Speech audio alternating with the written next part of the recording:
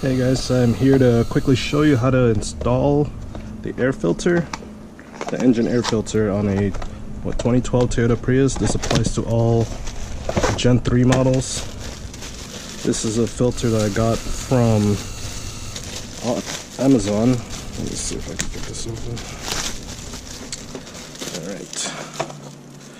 And your filter is located in here. Just gotta take these two clips off. That's my Prius making funny noises. That's the brake accumulator, by the way. So the filter's right there, you just gotta slide it out. Oh, that is disgusting. You can see all the dust coming out of there. Here's the new one. Take note that it obviously comes out the way it came in. You could slide this sucker back in there. Alright. Make sure it's clicked on and hinged properly there. And let it sit flush. And that was it. It's very simple. The link to this product is in the description below. Thank you.